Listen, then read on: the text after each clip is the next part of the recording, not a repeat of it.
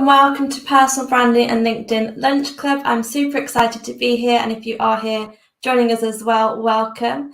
Thank you for being here. Do let us know where you're tuning in from and what your experience is so far with LinkedIn, and particularly this topic today is all about content. So if you have started posting content on LinkedIn, do let us know in the comments where you're up to with it or what you'd like to learn in today's session.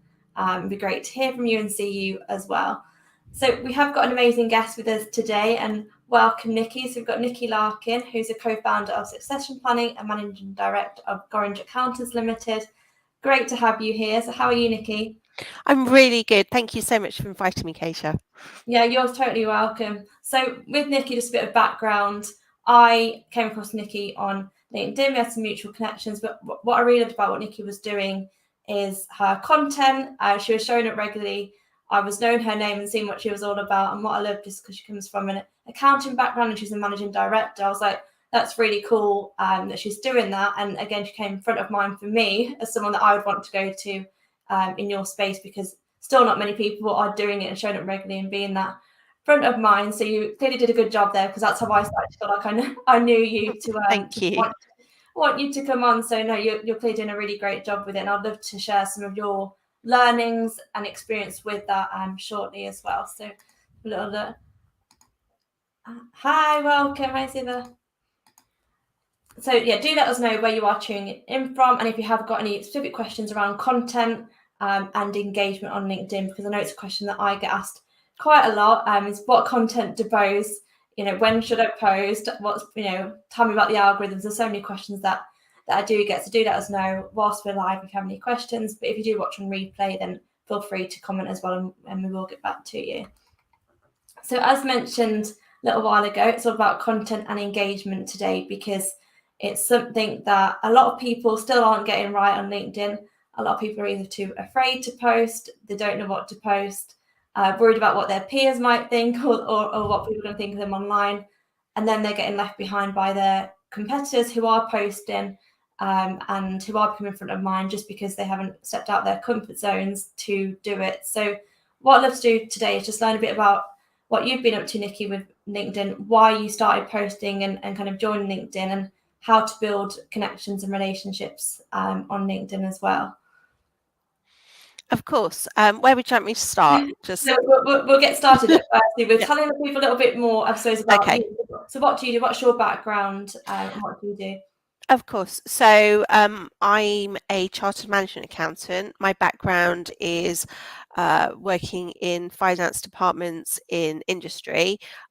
Mostly my speciality is valuations and business planning. So I was always doing predictions for the future and that for different businesses before I decided to go out on my own and set up my own practice 15 years ago now. Amazing. That's really cool. So what you do is super interesting but valuable as well. And what I like about it is that it's not so much all about like social media, but clearly you've been able to bridge the gap with using the likes of LinkedIn. I use other social media as well to kind of make connections and clients, which is really cool. So when did you first get started on LinkedIn, and what made you, I suppose, get started on the platform originally? Sure. I think I was on it before I started my company, but I wasn't using it massively. I'm not quite sure how old LinkedIn is actually, but I really got into it when I started the firm, so 15 years ago, and I was obviously focused is all about networking and business development at that time. So it was a good way. So so first year of setting up my business, I was out and about to every single networking event I could find, and I would always then make sure that I'm linked up to whoever I met afterwards. So in the early days, it was very much just for connecting with people. I did join a few of the groups, so look at a few of the forums, so that getting to know some other people in the field and things. But that so it's quite a passive connection at the beginning. Mhm. I then I used to run a lot of FSB events because I was chair of FSB for quite a while, and in one of those, we had a really good speaker about how to use LinkedIn, Mark White. I still follow him and read his tips now, and he had lots of really good ideas of how the platform was at that point, and how to build up a following and build up engagement, etc. And I found that really interesting, and so I tried to follow his tips then, and since then I've just increasingly used it more and more. I found it certainly since the pandemic, I've used it even more. It's just such a good way to share lots of information. So I use it for sharing blogs. It's essentially blogs, really, mini blogs. They could be about tax, or they could be about selling your firm, or management accounting, all sorts, because I cover various different topics. But also, share previously recorded vlogs. But I also, like you, I've got a LinkedIn Live, but I do mine on Fridays. So it's not a clash, so you can watch both. That's good.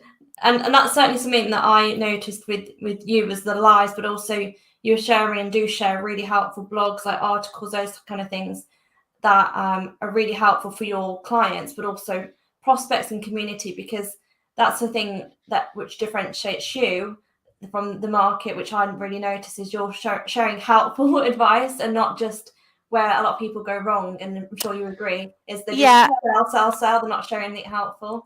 I think a lot of professionals are nervous about sharing advice, partly because but I think for two main reasons. One, they feel like they don't want to give away advice. I have always, since I started the practice, always felt it was important to do a substantial amount of pre-sales, so I'm not scared of giving a certain amount of advice, like in the pre-sale section, really. But also, secondly, a lot of professionals can be very nervous about it in case advice is used and then they get sued for it or whatever. You do have to be careful, so you do try, always make sure you caveat it and say, do you get advice on your own particular circumstances and that. So I think that's probably two of the main reasons why a lot of professionals don't put anything on. And the third one is, a lot are introverts and don't like, they just don't want to put themselves out there. Yeah, no, I totally get that. So the reasons that, well, a lot of people don't want to overshare, like you said, because they feel like they're giving free advice away, Yeah. or someone steal it, or they just go and run it off with your advice and then not pay you for it. But you will get people who just use your advice or use your tips and then don't end up paying for a service. It's going to take them a lot longer to get where they want to get to, and without the specific help from you, with based on their needs. But And there's always going to be tire kickers. There's always going to be people that are going to try and get advice and not pay you anything. That's just nature. But what you just, hopefully, it's a numbers game. Hopefully, for all of those that are waste of timers, you also do get a lot of really genuine clients, and a lot of them are then coming along to you as a very warm lead because they already feel like they know you. They already understand your worth and knowledge, your various different range of experience and knowledge that you have. So you build that social proof.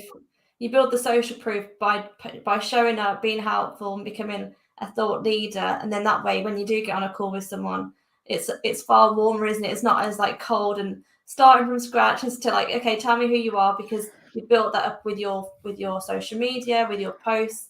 Then when they get on a call with you, they pretty much know that you're the right person. It's just a case of if it's the right time to kind of work together. Yeah, try to. Absolutely. And it's also important to have the right level of communication. People, have seen it during the pandemic with all the scientists, there's because of specific, like, science, you have lots of special communication training for certain scientists so that they can explain it. And I think it's really important with lawyers, solicitors, and any other type of advisors. You need to be able to explain it to a layperson.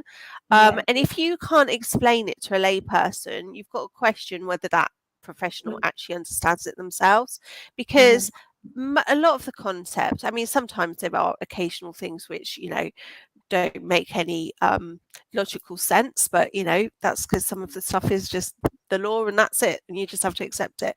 But most of it you should be able to explain it to in a sensible way. And sometimes when it is more complicated subject, that's not the stuff that you would do in your blog, whatever, but you would touch on it in just like a small aspect. That's where I see some people go wrong with their vlogs or their blogs. Try and do too big a subject, and you just can't. You need to take little parts, little bite-sized chunks. Yeah, that's really great advice, because one, you'll probably never get around to posting something because you're constantly working on this huge big blog, but also you'll just be complicating people, and then complicated people don't know where to start or don't know, who to buy from or what to do, because you've complicated the process where your job really should be simplifying it. So that's a really great tip there. And for you, why was and why is building a personal brand important in your opinion? Well, all of the businesses that I run are all service businesses. Yeah. So it's all down to people trusting you and having faith in knowing that you know what you're talking about. So if you just want to go down to a price point, then it's pointless, because there will always be somebody that's going to be cheaper than you. There is. So what you need to be putting across, what people are there for buying, so for the accounting, people aren't buying you being able to do a set of statutory accounts. They're buying the process, how easy you've made the process, the advice that you give on it, how you make you feel, and you only get that. You can't tell that just from a blank, a standard static website or something. You need or price list. You need to actually get to know the people. That's why networking is really important, and I see LinkedIn as just an extension of networking. So that's where I think it's important, because I'm in the service industry.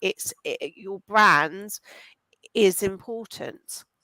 That's a really great tip there, and something that not many people have touched on actually with My Lives is it's not just about the price point, because there's always going to be someone cheaper. People buy, and people do work with people that they like and that they can get on with, that can simplify the process and that they enjoy working with. So if you show up online as you'll resonate and attract people that like you for you, that I think, what, I can work with Nikki, and I think she's great. She's great at what she does, clearly, and I like her as a person. Then the pricing just almost becomes second, as opposed to what's your price? Can you do anything about the price? And less negotiation around trying to get you knocked down on fee. It's more about results, outcome, but equally just working with someone that they know, like, and trust. Absolutely. And with like succession planning, selling somebody's business, it's a very personal, emotional time of your life, because it's a big time of change. It's something that most people will only do once. And if you think about it, you'll usually move more than once. So this is such a big event, you selling your business. So you need to have advisors that you feel comfortable being able to talk with, not being talked down to, because honestly, there are either a lot of sharks that are just more like estate agents type, but the lower end estate agents, not the nice ones, that are just trying to, just make what they can and push it through. Then you've got the really technical advisors, which are brilliant, but just can't explain things at a layperson's level. So I think it's really important. What Nigel and the team and I do with succession planning is we try to make the whole process as unpressured as possible and as pleasant as possible, because we want them to get out of the experience that it was the right decision of who they're selling to, Yeah. that they have ended up with the right deal, because it's not always on sale in the company. It's not just about price. There's lots of different factors that you build in when you're deciding who you're selling to. So, having someone that you feel comfortable talking to about that is really important. You don't want to feel as if you're being told off or talked down to. Yeah. Or asking, I bet they don't ask, in that position, the people that you're working with, they don't want to feel like they're asking silly questions. Or like, you said, and I always say there's no such thing as a silly Yeah. question. We do this stuff every day. You'll do it once in a lifetime. You ask whatever question you want. Yeah, that's super helpful. And I've definitely seen that with your posts and how you come across and how helpful you are, that you talk to people as a human on the level, which again, I think is a huge part of LinkedIn and social media. Just show up as a human as you are, because Yeah, you're absolutely. I mean, I had invisible. somebody fixing my dishwasher this morning. I wouldn't have a clue how to do their job, Yeah. so they'll probably think that some of our questions are stupid because they deal with it every day. But you still, they answer the question and really nice, and that makes all the difference. Yeah, totally. I totally agree. Oh, sorry, it's my Apple Watch speaking again to me. No, It's always going off. I totally agree, and it's showing up as a human. But yeah, no question is a silly question, but equally helping your clients, helping them with whatever stage they're at, and that's your job and what your business is to help them and not feel like they're asking anything silly. So no, I totally get that. So with your content, you post really great content, really helpful content, but also really personable content. Do you have any tips for someone to get started if they want to start posting content but they have no idea where to start? Have you got a tip that you maybe give to someone? Sure. So write about things that you know. What I tend to do is I usually write about things that I have been asked about a lot recently. Good. Because I almost think, well, I can write it down instead of having to say the answer 10 times. I can just write it. So I try to keep it topical. So there is all my businesses are all affected by the political and economic landscape. Therefore, I do keep them relevant as to what's happening. So sometimes it will be, what is the effect from the autumn statement, for example. I did a blog that afternoon saying what did that mean to business owners. But talking about something you feel comfortable with, and one way to start if you're a bit nervous is to comment on other people's things to start with, because then it just breaks down the barriers. You can then see how they respond.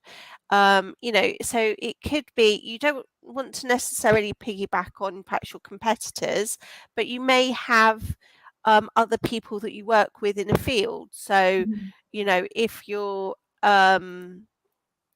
I'm trying to think who recruiters mostly work with, but they probably often work with HR people. Yeah. So, they might go and post or look at like lots of HR professionals and perhaps go and post, make a comment on one of their posts, see what other people are posting on.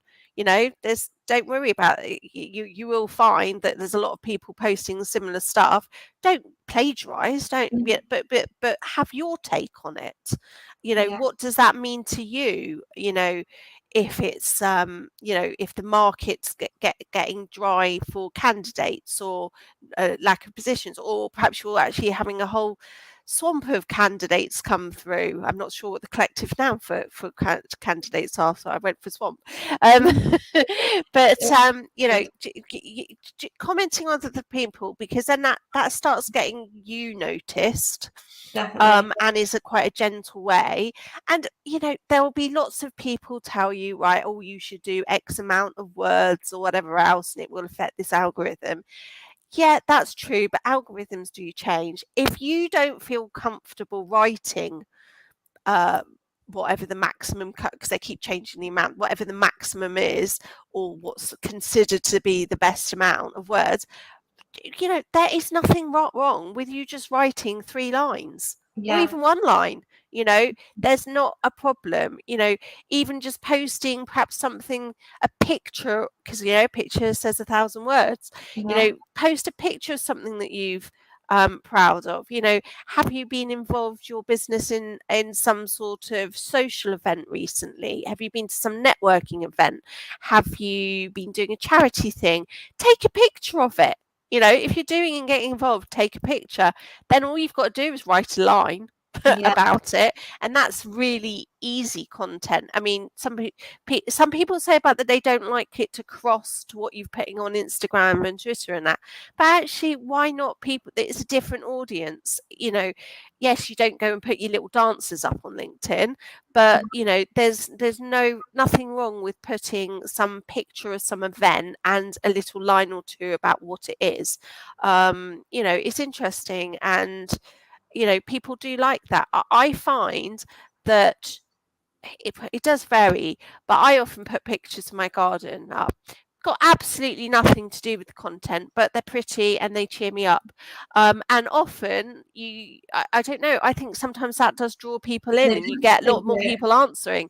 You know, I mean, sometimes I do to try and put in about some sort of loose link to that picture, but you know, put whatever you want. I mean, it's your page, it's how you want to be reflected. There's a lot of controversy about how much personal stuff you put in LinkedIn, because it isn't Facebook, you know, Yeah. and you don't want it to become Facebook. And I personally hate Facebook, and that's why I'm not on it. But I love LinkedIn. So I think it is important, especially again in a services type industry, to put a smidgen of personal content on. Yeah. So, you know, if you've had a bad week, or if you are, you know, saying, right, I mean, I did a post the other week about, you know, all the things I packed into the week, but so therefore that's a few little personal things I'm looking forward to the weekend. Oh, You know, because it is important to get that personal side, but you don't want to go too yeah. personal. So, but you will know what's the right balance for you. You know, I don't go putting in loads of pictures of my husband and son or anything. You know, I don't put pictures of me at the gym or something on that. For me, that's not the right thing and authentic enough for what I'm trying to put across. Yeah.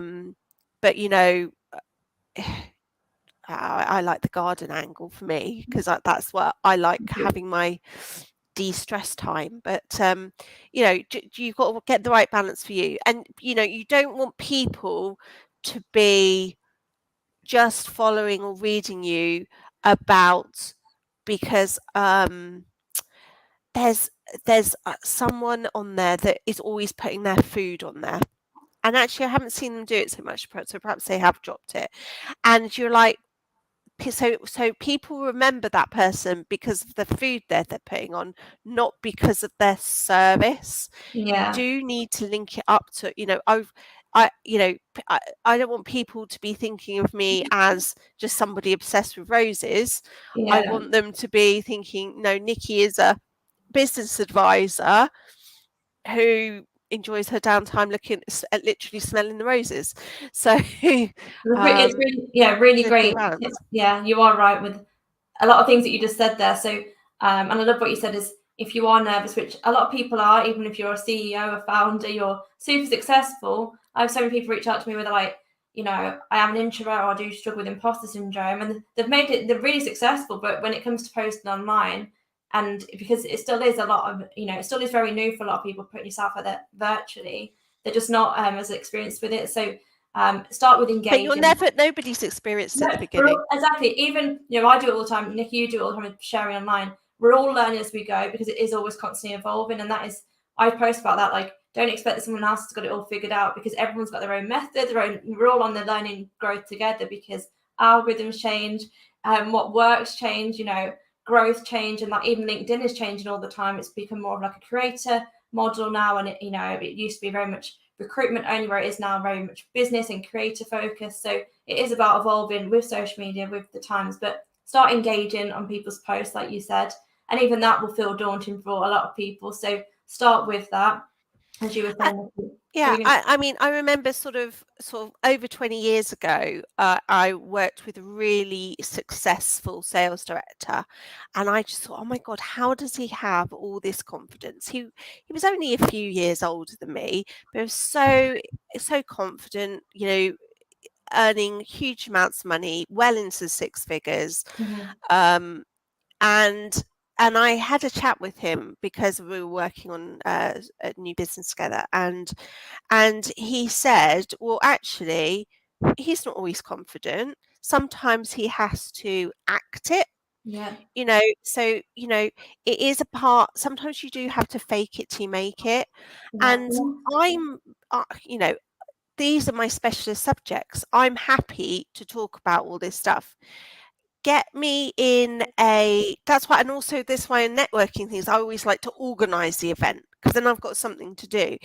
If I'm just doing general, going to a big party or something and chit chat, I hate that. I'm not any good at that. You put me in a room with 1,000 people to talk about anything in business and I'm fine. But if I have to go and do general chit chat with like the mums at the school gate, I just can't do it.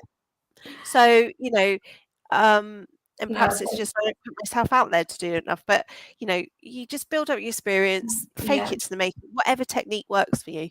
Exactly, and that's it. And also, you will have to push your comfort zones. It will feel scary at first, but do it anyway, because no one knows what's going on in your mind, only you do. So, and Yeah. it's all about perception. Show up as you're an expert in what you do. Obviously, you will be anyway, but that you're comfortable with sharing it, and you do start to think it gets so much easier once you're doing your first post, second post, third post, and also what you said there was really great advice of think about what your clients, what your prospects, and what your community have been asking you lately. Then create that into post, because you most likely other people are thinking of the same questions. They want to know that advice. So share that, because that's really helpful. And don't panic if you have a little drought of creativity.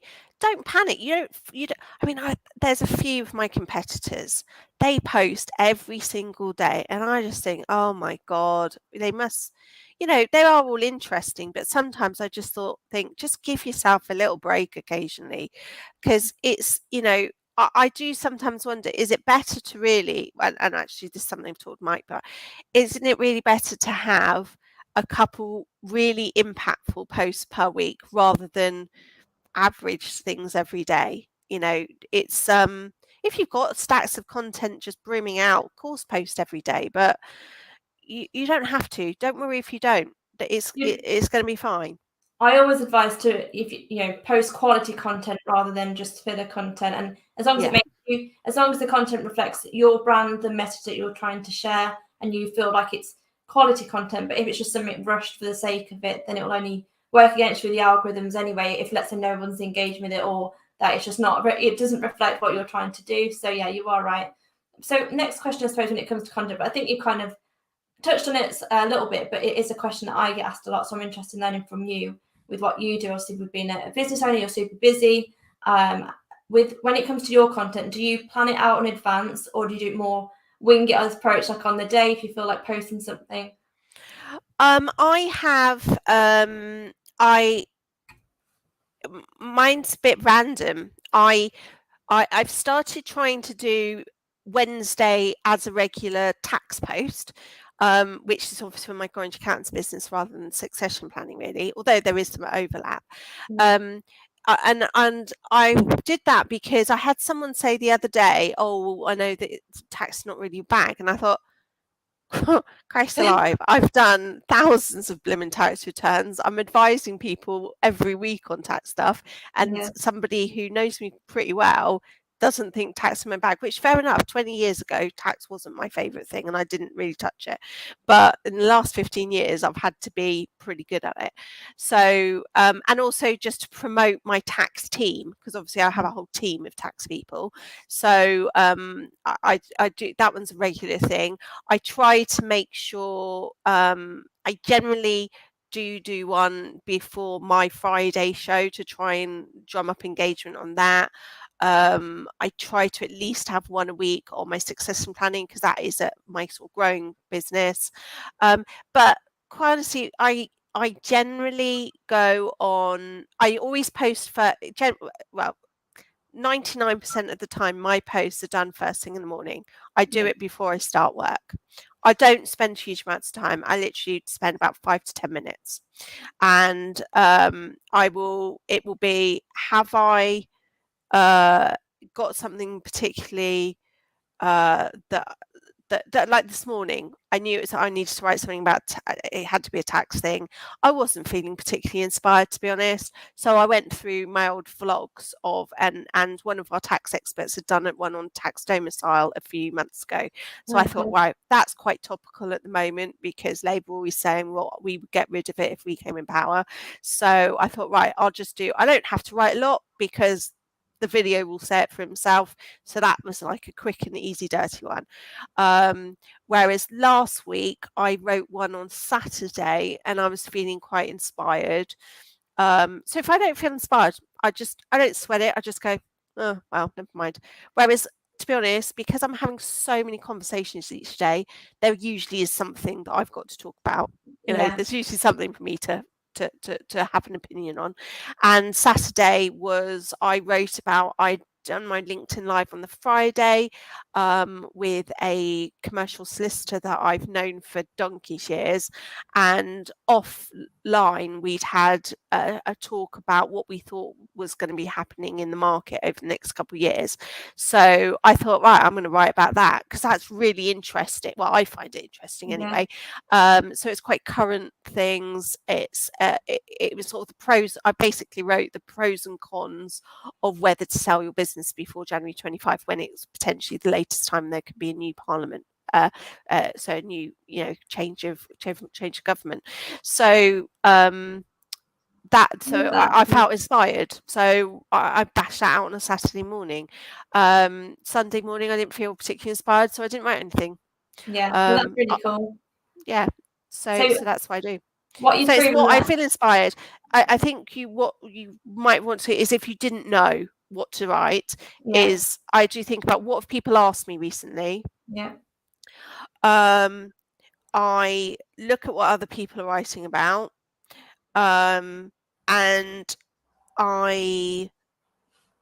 there's sort of main things. It's what are other people writing about, what are the topics of the day, what people ask me about. And if you're really stuck, post about what do people want you to write about.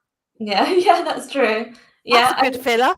That's it. You can always ask people what they want to learn more about. And what you said there is really, really useful advice, and it shows. You're saying 5 to 10 minutes in the morning before you start your day. There's no excuse really to build your personal brand, regardless how busy you are. Nikki's super busy running several businesses and so many clients and a team, but you manage to get that time when you feel inspired. If you don't, you don't. And always, it's so much smarter to think about what you've been asked. And what I do and what I suggest to clients and work with clients on is have a notes app where you actually, all your ideas of conversations that you've had, questions you've been asked. So when you do get that brain fog of like, I have no idea what I've been asked because Monday, just write in a notes app and you've got all your ideas then to just That's a really good idea. Because I had a couple ones in mind the other day, and I forgot to write them down, and I'm still kicking myself trying to think, because I knew that they were really good ones. What I often do, because sometimes, as business owners, often you wake in the middle of the night thinking about what's happening the next day and things. I do email myself sometimes, because you don't want to put something out at 3 o'clock in the morning. But what the great thing on LinkedIn now, I'm not sure if you know it or have seen it. So let's say you are having an inspired moment, go to write it, don't post it. Now you can exit out of it, save it as a draft. So then in the morning, it's already there, ready to go. So you've not posted it at 3 a.m. You just wrote it already. You've got your pictures, whatever you're going to post. Then in the morning, it'll still be there. Whereas before, if you'd click off it, it would cancel the whole thing. It'd disappear. So the amount of times that's happened to me, and I'd get so frustrated and think, oh, God, I've just wasted that 5 minutes or 10 minutes. So if you trying to remember what you were just said. If you do get an idea now, then you can. And also, LinkedIn are in the middle of rolling out to everyone the ability to schedule. Oh, that will be amazing when you can schedule, because sometimes when I feel inspired, I could write several, but I know that it's not a good idea to write several at the same time. So to be able to then just schedule them, that'd be great, because that would be my Saturday morning properly. I'd just spend half an hour then writing 3, schedule them for during the week. Job done. Yeah. So you can schedule them, and that will be, well, that's being rolled out as we speak. So in the next couple of months, everyone. Yeah, I don't have, because I know some people have already got it on a beta thing or something, but I know that it's not on mine yet, because I did check. Because I was like, if you are stuck with that, Nick has just put some really good ideas there, and also 5-10 minutes in the morning before you start your day. There's no excuse really not to post something, and Notes app is your best friend for saving ideas.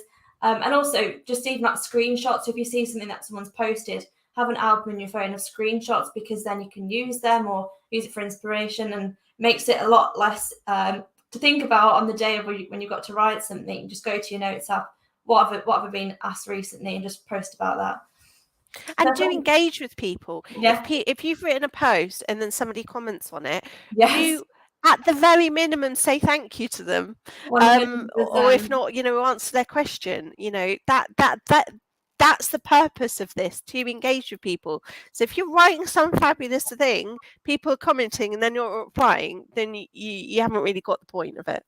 And that won't help with LinkedIn either. With the LinkedIn score, you use like an SSI score, or social selling index score. And if you're just posting, they call it posting and ghosting, you're not actually responding to people. Not going to show you post to more people. So respond to people. Do the thing with, if people have liked or commented on your post, and they're like a good person that you maybe want to build a relationship with, and we'll ask you some questions about that soon, about how you've done it with building relationships. But drop them a message to say thanks for engaging my post. Let me know if there's anything I can do to help, or just ask them a question how they're getting on.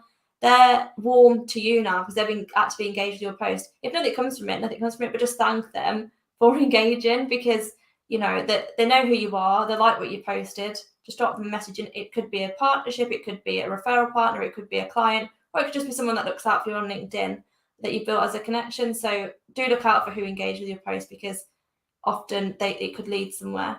So my question for you, because I know you've got a lot of amazing relationships, business relationships, but equally like clients that you've got from using LinkedIn and social media, what are your tips for someone to look out for potential opportunities to build relationships and connect with people? And any tips around DMing or messaging people? Because again, something that people feel very scared of when it comes to messaging, they don't want to come across too salesy or worried about what they might be seen like. Sure. Well, I suppose the most passive thing is if you're just engaging on their posts. Follow them.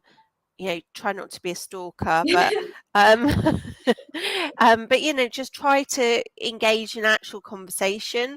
DM is difficult because you can tell when it's just an automated one.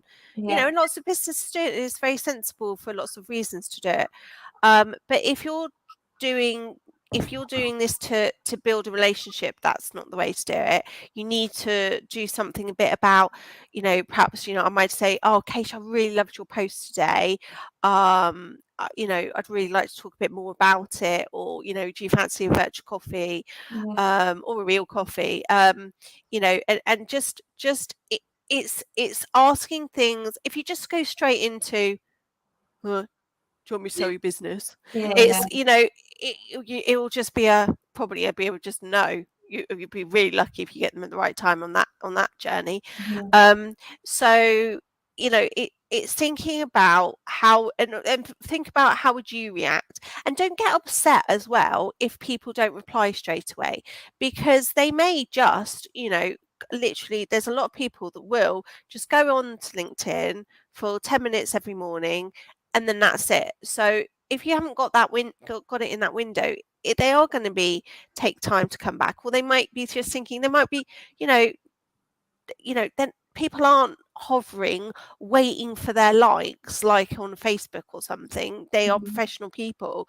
So, don't start getting stroppy or annoyed if people don't reply to you immediately. You know, be courteous, be polite. So treat people on there just like you would in real Yeah, life of I treating love them. that. You know, Yeah, I am amazed at some people how rude they can get.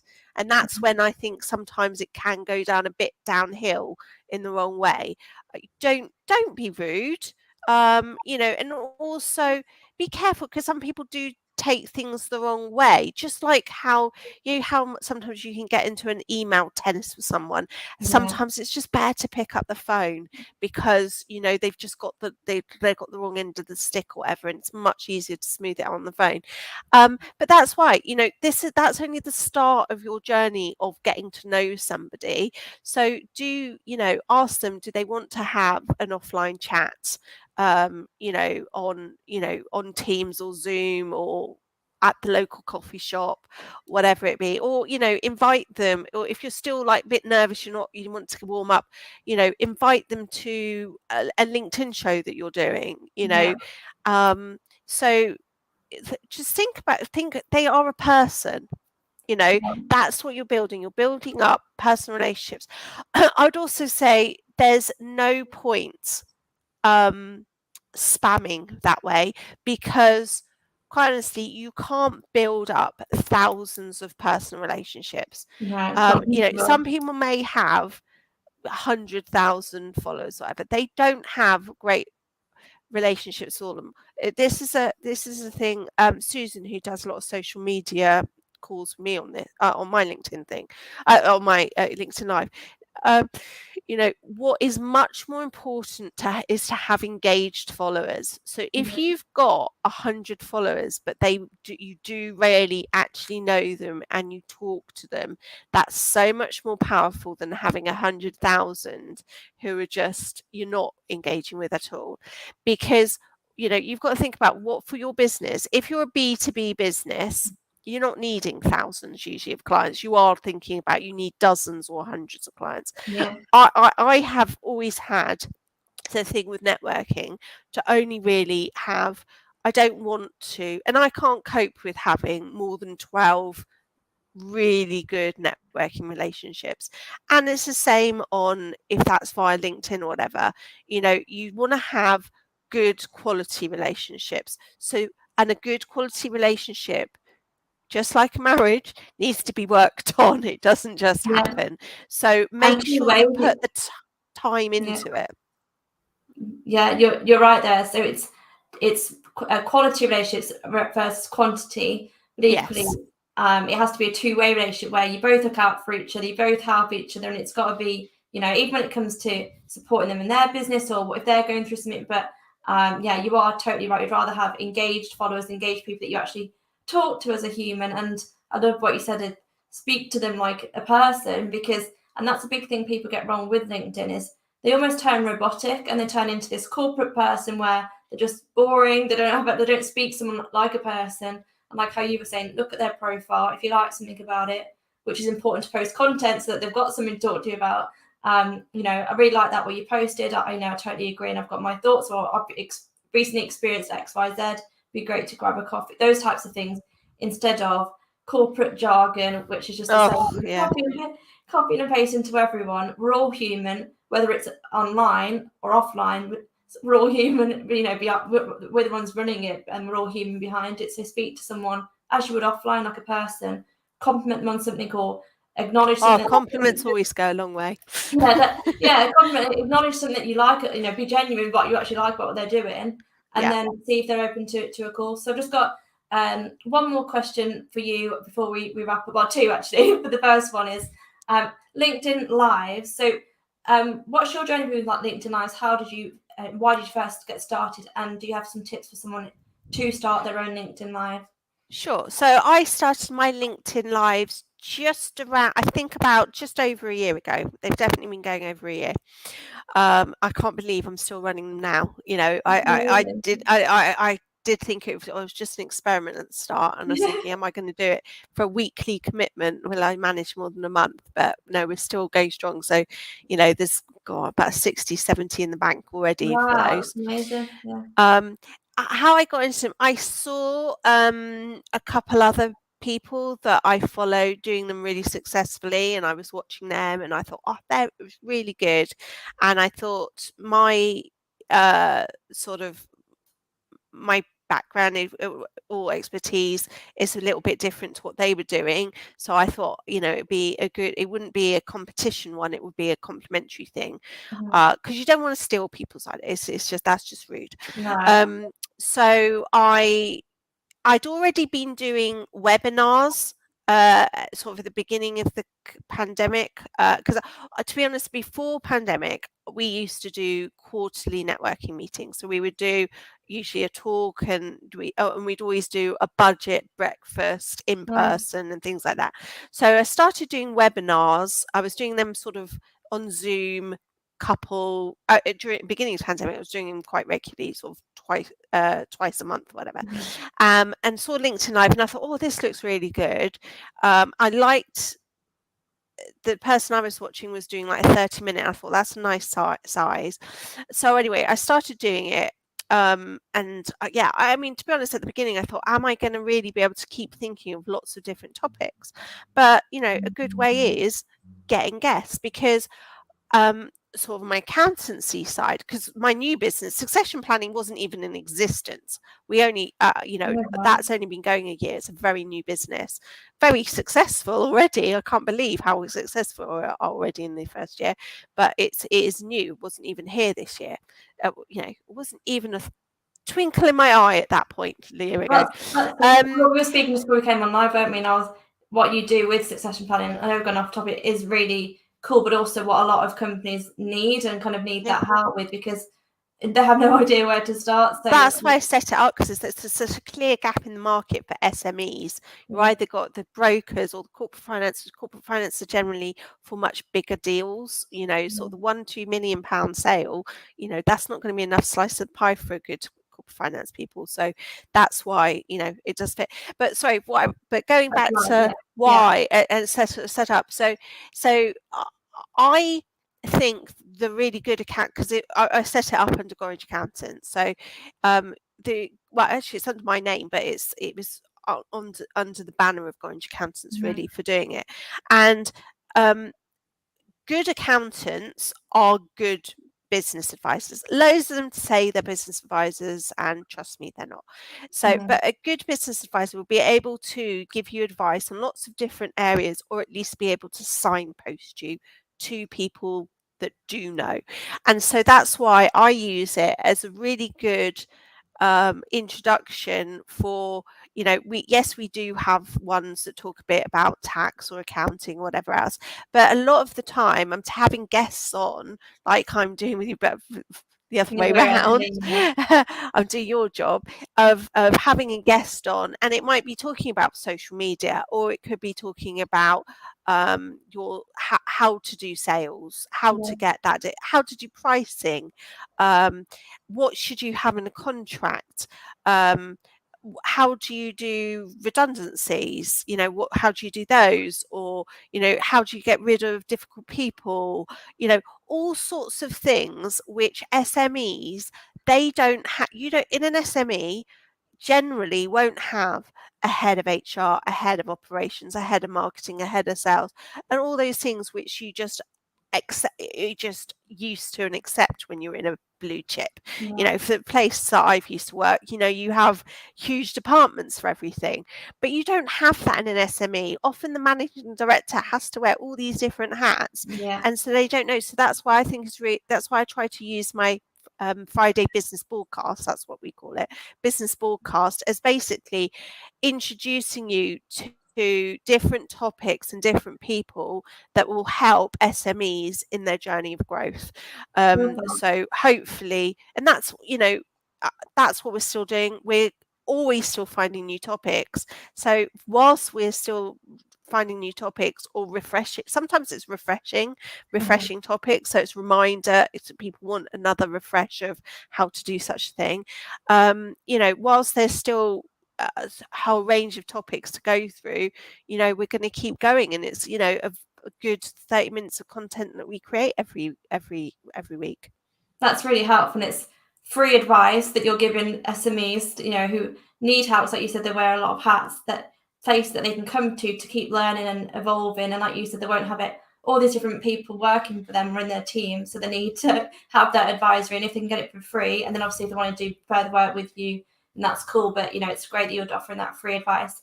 And what's your tip for someone, maybe not like logistically, obviously that's you will be here all day, but when it comes to if they're wanting to get started on one, would you say you have a piece of advice for, like, do you plan it out like for months in advance, or did you say I'm going to do it next week? No.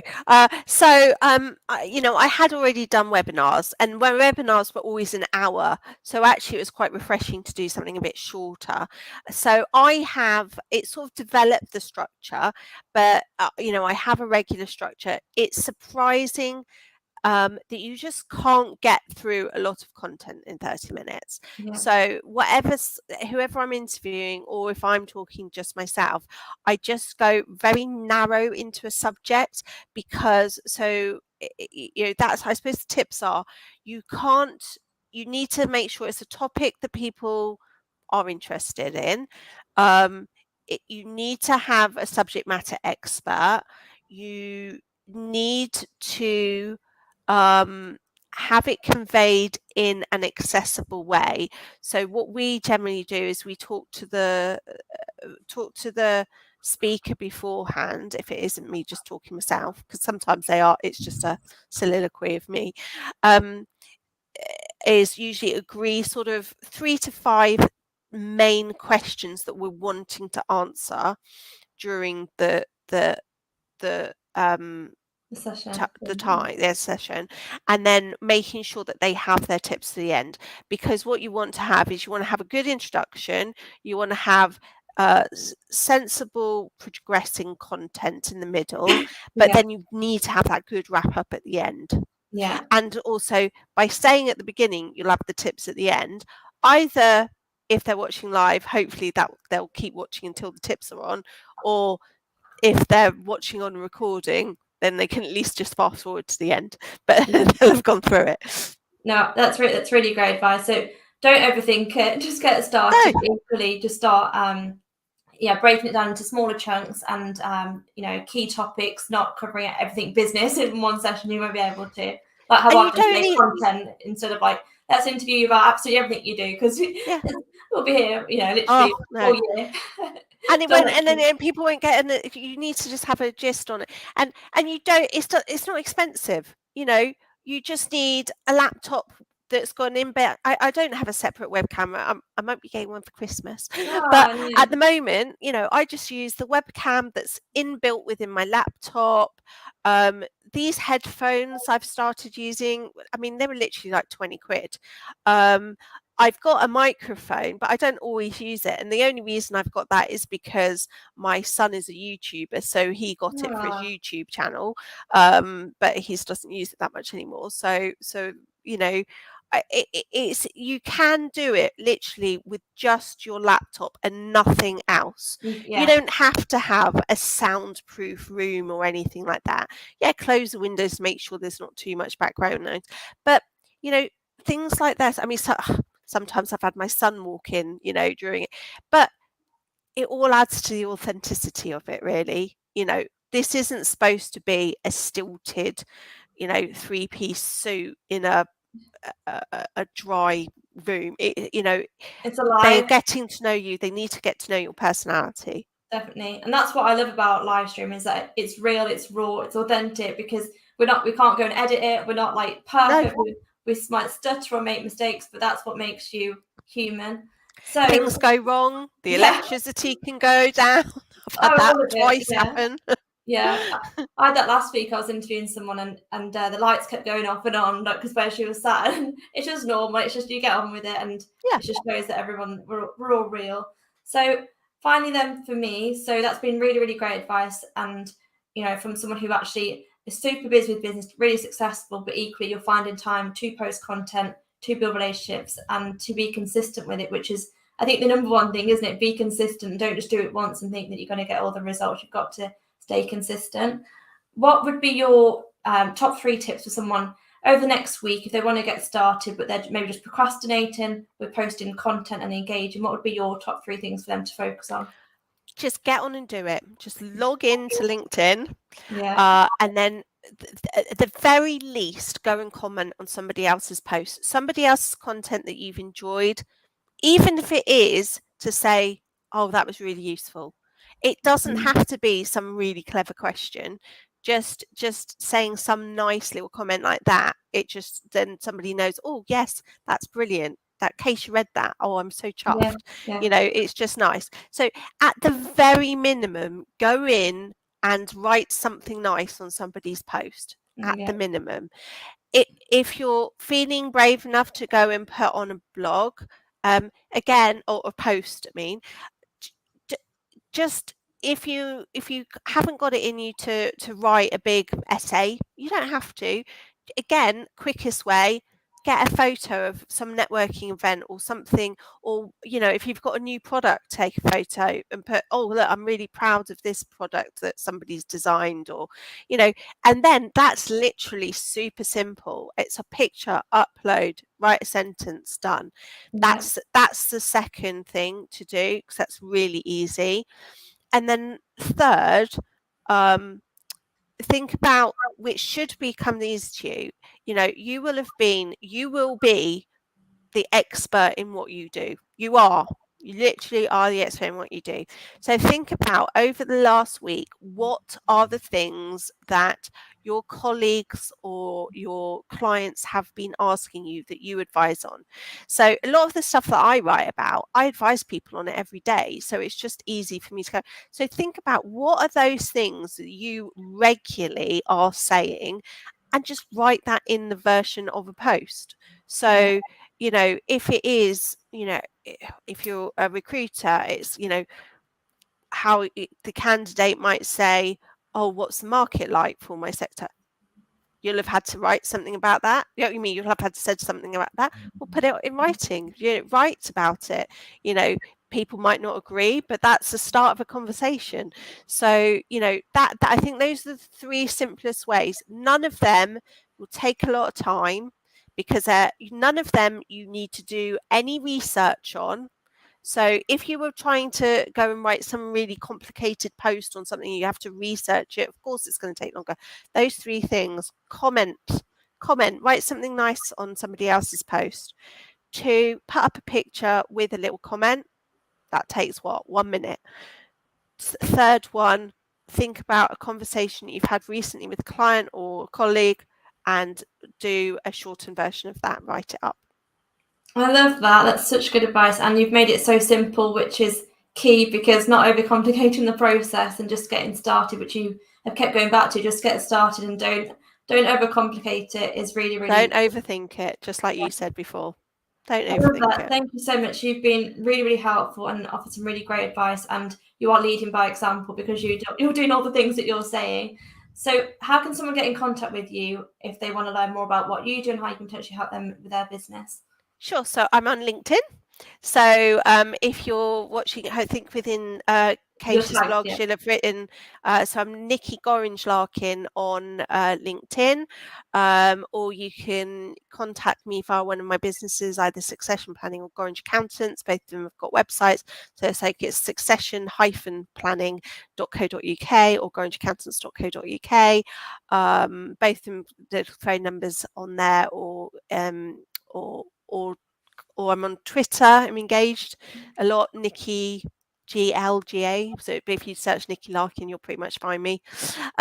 So yeah, but LinkedIn, I'm on daily. So do you know, drop me a DM, and I hopefully shouldn't take too long to come back to you. Perfect. Thank you so much. Hope that was helpful for you all. And if you are watching on replay, do comment as well, just to let us know what your goals are with content. We're really interested to hear from you. And thanks again, Nikki. That was really, really helpful, and hope it was helpful for everyone tuning in. Pleasure. Thank you very much. Cheerio. You're welcome.